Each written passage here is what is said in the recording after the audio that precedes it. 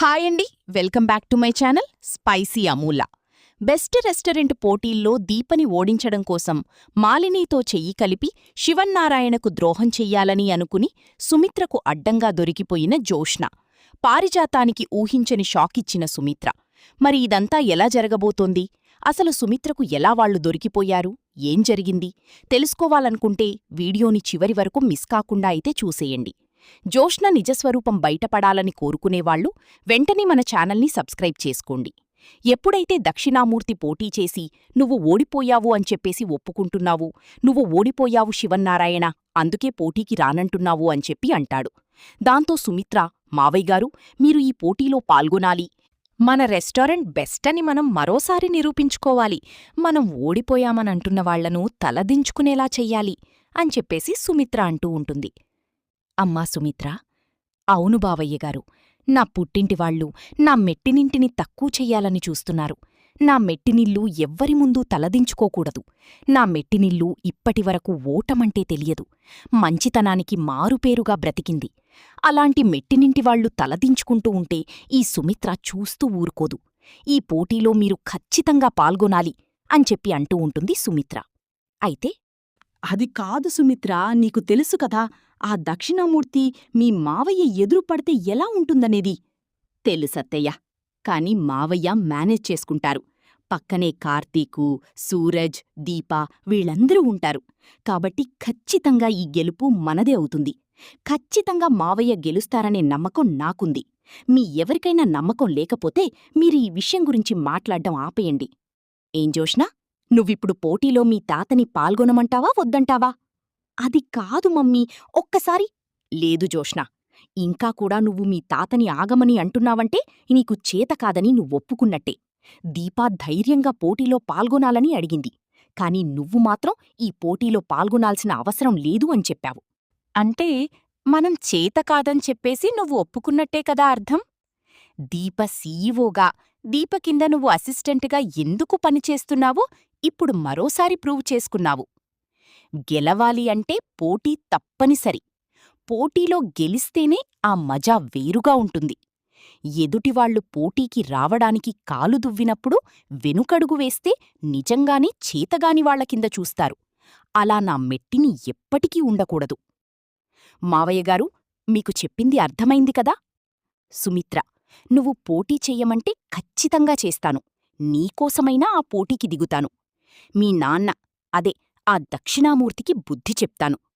DM రెస్టారెంట్లకి ఎలా గొప్ప స్థాయిని తీసుకొస్తాడో, మన రెస్టారెంట్ ఎలా పతనం చేస్తాడో చూస్తాను.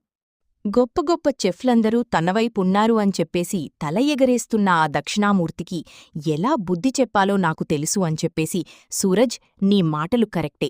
నువ్వు ఈ పోటీలో పాల్గొనమని అడిగావు, కానీ ఆ విషయంలో నేన్నీకు కరెక్టు సమాధానం ఇవ్వలేకపోయాను.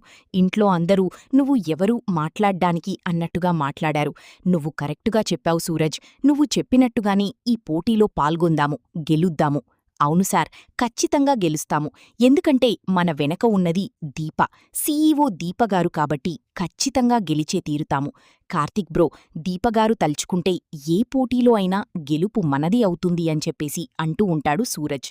అయితే అంటే ఇప్పుడు ఈ గెలుపుకి కూడా దీపే కారణమని దీపనే పైనెట్టి చూస్తారా? అంటే ఇక్కడ కూడా ఓడిపోయేది జోష్నేనా అని చెప్పేసి అనుకుంటూ ఉంటుంది జోష్న. అయితే అలా జోష్నా, పారిజాతం లోపలికైతే వెళ్ళిపోతారు.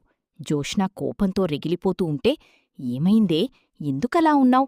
చూశావు కదా, విన్నావు కదా కింద ఏం జరిగిందో? అవును, విన్నాను. ఆ దక్షిణామూర్తి మీ తాతని రెచ్చకొడితే మీ అమ్మ రెచ్చిపోయి పందం కాయాలి అంది. అందులో ఏముంది? నీకెలాగూ ఎలాంటి సంబంధం లేదు కదా, నువ్వేం పట్టించుకోవు కదా అని చెప్పేసి అంటూ ఉండగానే, అంటే నన్ను చేతగానిదానిలా చేతులు ముడుచుకొని కూర్చోమని చెప్తున్నావా నువ్వు కూడా? అందరూ నన్ను చేతగానిదాన్నే చేశారు. నువ్వు కూడా అలానే చేయాలని చూస్తున్నావా అని చెప్పేసి అంటూ ఉండగానే, అలా కాదే, అసలు ఏం కాదు. చూశావు కదా కింద ఏం మాట్లాడారో? ఆ దీప ఉంటే ఖచ్చితంగా రెస్టారెంట్ ముందుకు వెళ్తుందంట. లేకపోతే ఇంతకాలం రెస్టారెంట్ అసలు ఎలాంటి గ్రోతూ లేనట్టుగా మాట్లాడుతున్నారు. ఇంతకాలం ఆ దీప ఉంటేనే మన రెస్టారెంట్ ఆ స్థాయికి వెళ్ళిందా? కొత్తగా దీపను తలపైన పెట్టి చూస్తున్నారు అంటే అక్కడ మళ్ళీ నన్ను తలదించుకునేలా చేసినట్టే కదా. ఈ పోటీ జరిగితే దీపస్థాయి మరింతగా పెరిగిపోతుంది. దీప కారణంగానే ఈ పోటీ జరిగిందని, ఈ పోటీలో మన రెస్టారెంట్ గెలిస్తే దీపస్థాయి ఎక్కడికో వెళ్ళిపోతుంది.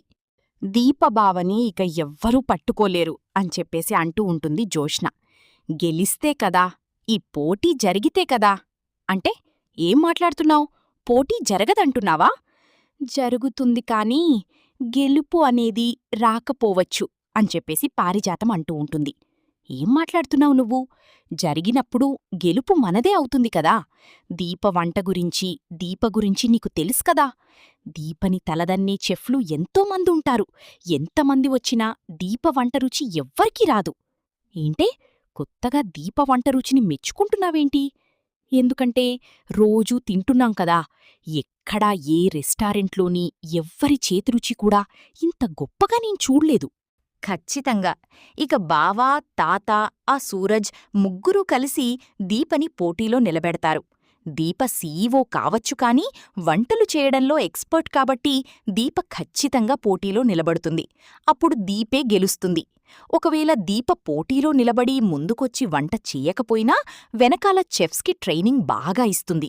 ఆ ట్రైనింగ్లో ఆ చెఫ్ గెలిసినా సరే ఆ క్రెడిట్ అంతా దీపకే వెళ్ళిపోతుంది అని చెప్పేసి అంటూ ఉంటుంది జోష్న.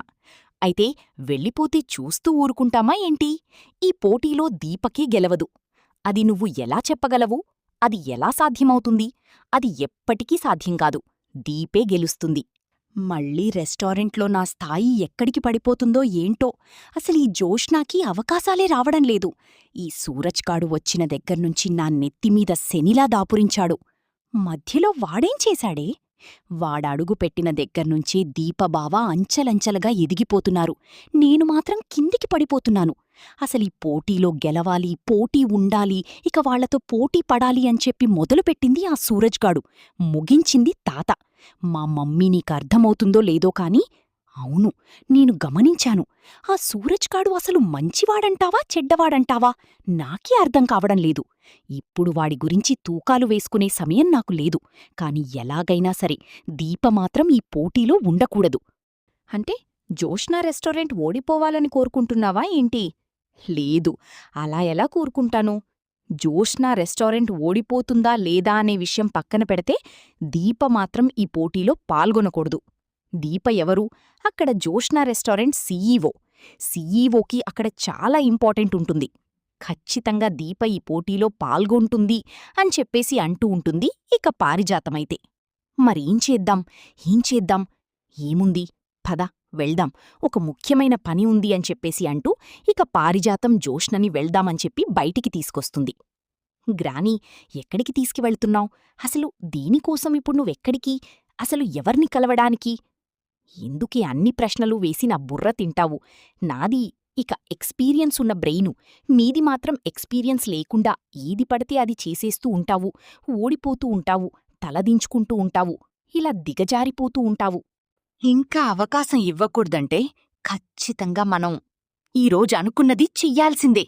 ఏంటి గ్రానీ, ఏం చెయ్యాలనుకుంటున్నావు? నువ్వు ఏం చెయ్యబోతున్నావో నాకు అర్థం కావడం లేదు. ఒక్కసారి నువ్వు చేసిన పని కారణంగానే ఈరోజు మనిద్దరం ఈ స్టేజ్లో ఉన్నాం. ఇంకొక్కసారి ఏదైనా చేస్తే అసలింక ఏ స్టేజ్లోకి వెళ్ళిపోతాము? అయ్యో, నీకు చెప్తే తప్ప రావని అర్థమవుతుంది. మాలినీని కలుద్దాం. ఏంటి, మాలినీనా? అంటే అత్తని? ఓ, నీకు అత్త అంటే పిచ్చి మొహం. అది మాలిని కలవడం ఎందుకు? తాతకి శత్రువు. ఇప్పుడు మనం అక్కడికి వెళ్ళిన విషయం ఆ మాలిని కనుక తాతో కాని మమ్మీతో కాని చెప్పిందా మననిద్దర్నీ చిప్పు తీసి కొట్టి బయటికి గెంటేస్తారు అని చెప్పేసి అంటూ ఉండగానే ఓసీ ఓసీ ఓసీ, ఆ మాలిని చెప్పది. ఆ మాలిని సంగతి నాకు చాలా బాగా తెలుసు. మాలిని ఎంత తెలివైందో తెలుసా నీకు? నేను చూశాను కదా, ఆవిడ చాలా తెలివైందని. చాలా తెలివైంది, మేధస్సున్నది, అవతల మనిషిని ఎలా కొనాలో తెలిసిన వ్యక్తి. తను నిజాయితీగా గెలుపును వెతుక్కునే మనిషి కాదు మీ తాతలాగా. గెలవడం కోసం ఏదైనా చేస్తుంది, ఎంత దూరమైనా వెళ్తుంది. అంటే మనలాగా? అవును, గెలవడం కోసం ఎంత దూరమైనా వెళ్లే మనిషి. మనం వెళ్ళి కలిస్తే బయటికి చెప్పదు అని చెప్పేసి పారిజాతమంటూ ఉంటుంది. ఇలా పారిజాతం అనేసరికి ఇప్పుడిదంతా పదవి, తర్వాత మాట్లాడదిగాని అని చెప్పేసి తీసుకుని బయల్దేరిపోతుంది. సూరజ్ కార్తీక్కి ఫోన్ చేస్తాడు. బ్రదర్, వీళ్ళిద్దరూ ఎక్కడికో వెళ్తున్నారు. ఇద్దరూ తెగ మాట్లాడుకుంటున్నారు. మీరు నేను చూసుకుంటాను సూరజ్, నువ్విక ఏం తెలియనట్టే ఉండు, నేను చూసుకుంటానని చెప్పాను కదా అని చెప్పేసి అంటూ ఉంటాడు కార్తీక్. అలా కార్తీక్ అంటూనే అసలు వీళ్ళిద్దరూ ఎక్కడికి వెళ్తున్నారు, అసలు వీళ్ళిద్దరూ ఎవరిని కలవడానికి వెళ్తున్నారు? పైగా ఇప్పుడు రెస్టారెంట్స్ మధ్య పోటీ జరగబోతోంది. డిఎం రెస్టారెంట్, జోష్నా రెస్టారెంట్స్ పోటీ పడబోతున్నాయి. ఈ పోటీలో దీపదే ఇక ప్రధాన స్థానం కాబోతోంది. ఇప్పుడు దీపే ఈ పోటీలో పాల్గొనడానికి ఏదో ఒకటి చెయ్యాలి. అది దీప వల్ల మాత్రమే అవుతుంది. ఆ విషయం వాళ్ళకు కూడా తెలుసు. మరి ఇప్పుడు దేనికోసం ఎవరిని కలవడానికి వెళ్తున్నారు అని చెప్పి ఆలోచించుకుంటూ, ఇది కాదు సంగతి, ఇప్పుడు తెలియాల్సిన మనిషి ఇంకొకరున్నారు. ఏం జరిగినా ఏదైనా సరే ఇక నేను ఈ నిజాన్ని దాచిపెట్టి మళ్ళీ ఏం జరుగుతుందో నేను నాలో మాత్రమే దాచుకోవటం కరెక్ట్ కాదు. ఇప్పుడు ఎవరికి తెలియాలో వాళ్ళకి తెలిస్తేనే వీళ్ళకి బుద్ధొస్తుంది అని చెప్పేసి సుమిత్రకి ఫోన్ చేస్తాడు కార్తీక్. అయితే అలా ఫోన్ చేసేసరికి, ఏరా ఈ సమయంలో ఎందుకు ఫోన్ చేసావు? అత్త, నువ్వు బయటికి వస్తావా? బయటికి ఏంట్రా ఇప్పుడు? బయటికి ఎక్కడికి? ఇప్పుడు బయటికి ఎందుకురా అని అడుగుతూ ఉంటుంది సుమిత్ర. అయితే ఇంట్లో తాత ఉన్నాడు, కానీ చెప్పకుండా నువ్వు బయటికి రా అత్త, మనమిద్దరం ఒక చోటుకి వెళ్ళాలి అని అంటాడు కార్తీక్. ఏంట్రా, ఎక్కడికి వెళ్ళాలి? నేను చెప్తానత్తా, నువ్వురా అని చెప్పేసి ఇక సుమిత్రని రమ్మని పిలుస్తాడు కార్తీక్. అయితే అలా రమ్మనేసరికి సుమిత్ర బయటికైతే వస్తుంది. ఈలోగానే ఆల్రెడీ జోష్నా ఫోన్లో లొకేషన్ ఎక్కడ వెళ్తుందో చూపిస్తూ ఉంటుంది సూరజ్కి. సూరజ్ అయితే, బ్రదర్ వాళ్ళు ఇటుగా వెళ్తున్నారని చెప్పేసి చెప్పడం, అలానే వెనకాలే కార్తీక్ అలాగే సుమిత్ర ఇద్దరు కూడా బయలుదేరతారు. ఏంట్రా, ఎక్కడికి తీసుకెళ్తున్నావు? అసలు ఎందుకు తీసుకెళ్తున్నావు? ఈ టైంలో ఎందుకు రమ్మన్నావురా? నాకేం అర్థం కావడం లేదు. అందరూ బాగానే ఉన్నారు కదా అని అడుగుతూ ఉంటుంది టెన్షన్ పడుతూ సుమిత్ర. అందరూ బాగానే ఉన్నారత్త, నువ్వు కంగారు పడకు. నువ్వు వస్తే ఈరోజు నీకు ఆశ్చర్యపోయే నిజం ఒకటి తెలియబోతుంది. ఏమిట్రా నిజం? ఏమో నాకు కూడా పూర్తిగా తెలీదు. నిజం ఏంటన్నది అక్కడికి వెళితే తప్ప మనకు అర్థం కాదు అని చెప్పేసి వాళ్ళు ఫాలో అవుతూ వెళ్తాడు. ఈలోగానే ఇక్కడ జోష్నా పారిజాతం ఇద్దరూ కలిసి మాలిని దగ్గరికి వస్తారు. అలా వచ్చేసరికి, ఏంటి వెతుక్కుంటూ వచ్చినట్లున్నారు అని చెప్పేసి మాలిని అంటూ ఉంటుంది. అంటే మేము వస్తామని ముందే తెలుసా అని అడుగుతుంది. ఎందుకు తెలీదు? పారిజాతం గురించి తెలుసు, పారిజాతం మనవరాలు జోష్న గురించి తెలుసు. ఏం మాట్లాడుతున్నావు అని జోష్న అడగగా, అవును, మీ ఇద్దరి గురించి ఈ మాలు నీకు తెలియదని అనుకుంటున్నావా? అవునులే, నువ్వు గుండెలు తీసిన బంటివి, నీకు తెలియంది ఏదీ లేదని నా భర్త శివనారాయణ ఆల్రెడీ చెప్పాడు అంటుంది పారిజాతం. మరిప్పుడు ఎందుకు దయచేసినట్టో అని చెప్పేసి అంటూ ఉండగానే, మేమెందుకు వచ్చామో కూడా నీకు అర్థమయ్యే ఉంటుంది కదా. అంటే ఏంటి? ఇప్పుడు రెస్టారెంట్, మా డిఎం రెస్టారెంట్ మీద పోటీకి రాబోతుంది. గెలవాలనా ఓడిపోవాలనా అని చెప్పేసి అంటూ ఉండగానే, ఈలోగా ఈ లోపలికి ఎందుకు వచ్చారు, అసలు ఈ ఇల్లు ఎవరిది అన్నది ప్రజెంట్ అయితే తెలీదు. ఇక్కడ ఉంటున్నామని, ఆ ఊరు వచ్చామన్న విషయం మాత్రమే తెలుసు తప్ప ఇక దక్షిణామూర్తి కుటుంబం ఇక్కడ ఉంటున్నది ప్రజెంట్ సుమిత్ర కూడా తెలీదు. ఈ లోపలికి అయితే వెళ్తారు. ఈలోగానే అక్కడ జోష్నా పారిజాతం ఇద్దరూ కూడా మాలినితో మాట్లాడుతూ ఉంటారు. ఒక్కసారి లోపలికి వెళ్తున్న సుమిత్రకి ఆ దృశ్యం ఎదురుపడుతుంది. షాక్ అయిపోయి అలాగే ఉండిపోతుంది. కార్తీక్, జోష్నరా, పారిజాతం అత్తయ్య అంటే మాలినిని కలవడానికి వచ్చారా? వీళ్ళిప్పుడు ఏం చేయబోతున్నారు అని చెప్పేసి కార్తీక్ కూడా అనుకుంటూ ఉంటాడు. ఇది దక్షిణామూర్తి ఇల్లా అని చెప్పేసి అంటూ కార్తీక్ ఆలోచిస్తూ ఉంటాడు. అత్త, చూసావు కదా, ఏంట్రా ఇదంతా, కాసేపు వెయిట్ చెయ్యత్తా అని చెప్పి అంటూ ఉండగానే, మేము వచ్చింది నీతో చేతులు కలపడానికి. ఏంటి, నాతో చేతులు కలపడమా? అంటే మీ తాత రెస్టారెంట్ని పతనం చేయాలని అనుకుంటున్నావా? తాత రెస్టారెంట్ పతనం అవుతుందో నిలబడుతుందో నాకు అనవసరం. నాకు కావాల్సింది ఆ దీప ఓటమి. దీప సీఈఓగా ఉంది. ఇప్పుడు దీప ఈ పోటీలో గెలిచిందంటే ఇంకా గొప్ప స్థానానికి వెళ్ళిపోతుంది. దీపని అందరూ గొప్పగా చూస్తారు, నన్ను మాత్రం దోషిగా, నాకేం చేత కాదన్నట్టు నన్ను పక్కన పెట్టేశారు. దాన్ని నేను తీసుకోలేను. దీప ఓడిపోవాలి. దీప ఫుడ్లో అసలు గెలుపు అనేది ఉండకూడదు, టేస్ట్ ఉండకూడదు. దీప ఓడిపోయి మా తాత తలదించుకునేలా చేయాలి. వెంటనే పారిజాతం, ఒసే మీ తాత తల గుంతించుకునే పరిస్థితి ఎందుకే అని అడుగగా, ఎందుకు కంగారు పడతావు? తాత తలదించుకుంటే మళ్ళీ తర్వాత ఏదో రకంగా రెస్టారెంట్ పైకి లేస్తుంది. అప్పుడు మళ్ళీ తాత గర్వంగా చెప్పుకుంటాడు. ఇప్పుడు దీప గెలిస్తే ఇక జీవితంలో ఆ స్థానం నాకు రాదు. ఇంకెప్పటికీ ఈ జోష్న దీప కింద పియ్యగానే మిగిలిపోతుంది. అది నాకు ఇష్టం లేదు.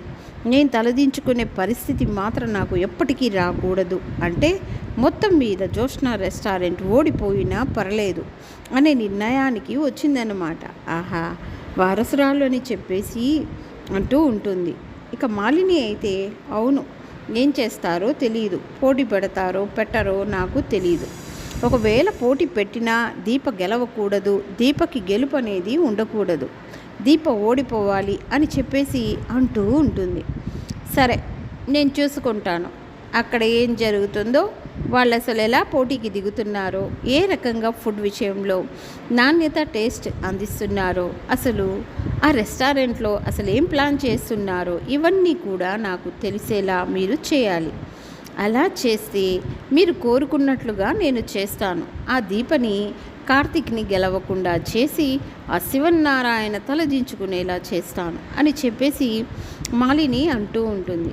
ఇక ఈ డీల్కి మీరు ఒప్పుకుంటేనే నేను మీకు సహాయం చేస్తానని చెప్పేసరికి ఇక జోష్న అయితే ఒప్పుకుంటుంది. ఒక్కసారిగా ఈ మాటలన్నీ విని నిజంగా తన కూతురేనా అన్న డౌట్ కూడా వచ్చేస్తుంది సుమిత్రకి. ఇంత ద్రోహం చేస్తుందా? ఈ ఇంటి వారసురాలేనే ఉండి ఈ ఇంటినే పతనం చేయాలని చూస్తుందా? ఏంట్రా కార్తీక్ ఇదంతా? ఇది నీ కూతురు అసలు రూపమత్తా, ఇది నీకు తెలియాలనే ఇక్కడికి తీసుకొచ్చాను అని చెప్పి అంటూ ఉండగానే ఒక్కసారిగా ఇక సుమిత్ర గుండె పగిలినట్టు అవుతుంది. కూతురు తన ఇంటినే ద్రోహం చేయడం అనేది తట్టుకోలేకపోతూ ఉంటుంది. సుమిత్ర కుప్పకూలిపోతుంది. అత్త, లేదురా, బాగానే ఉన్నాను, పద వెళ్దాం అని చెప్పేసి ఇంటికైతే బయలుదేరి వెళ్ళిపోతారు. ఇక హాల్లో కూర్చొని ఉంటారు. ఈలోగానే జోష్న పారిజాతం ఇద్దరూ వస్తారు. వచ్చి రాగానే లేచిన సుమిత్ర చెంప పగలగొడుతుంది జోష్నది. చిచ్చి, నువ్వు నా కూతురివి కాదు అని చెప్పి గట్టిగా అరుస్తుంది. అదేంటి సుమిత్ర ఇలా అంటుంది? ఈ టైంలో తన కూతురు కాదు అంటుందేంటి? ఏం తెలిసింది? అయినా ఈ మాయలోడు ఇక్కడున్నాడంటే అని చెప్పేసి పారిజాతం అయితే ఆశ్చర్యపడిపోతూ ఉంటుంది. మమ్మీ, ఏంటి తిండింటి వాసాలు లెక్క పెడతావా అంటూ సుమిత్ర అరుస్తుంది. ఈ ఇంటి వారసాలివై మా కడుపున పుట్టి మమ్మల్ని ద్రోహం చేసి మా జీవితాలని నాశనం చేసి ఇక్కడ తలదించుకునే పరిస్థితి తీసుకొస్తావా? ఈ ఇంటిని తీసుకుని వెళ్ళి మరొకరి దగ్గర తాకట్టు పెడతావా? ఈ ఇంటి పరువుని అమ్మేస్తావా? అసలు నువ్వు నా కూతురివే కాదు. నా కళ్ళ ముందు నువ్వు కనిపించడానికి లేదు.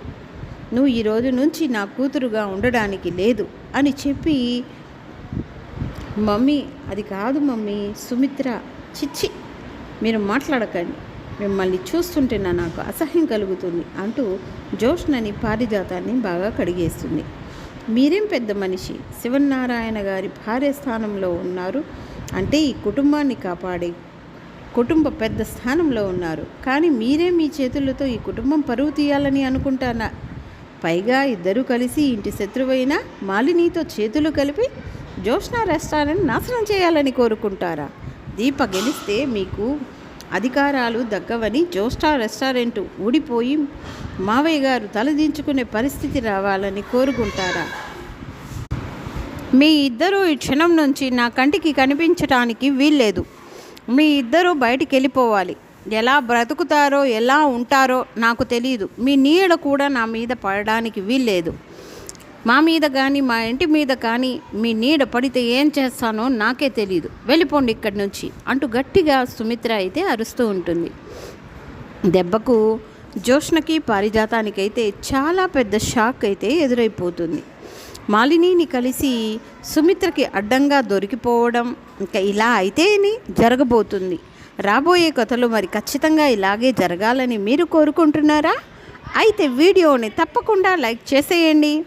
మీరిచ్చే ఒక్క లైక్ సపోర్ట్ చాలా ఎంకరేజ్మెంట్గా ఉంటుంది. ఛానల్ని అయితే తప్పకుండా సబ్స్క్రైబ్ చేసుకోండి. నెక్స్ట్ ఎపిసోడ్తో మీ ముందుకు ఉంటాం. Thank you for watching.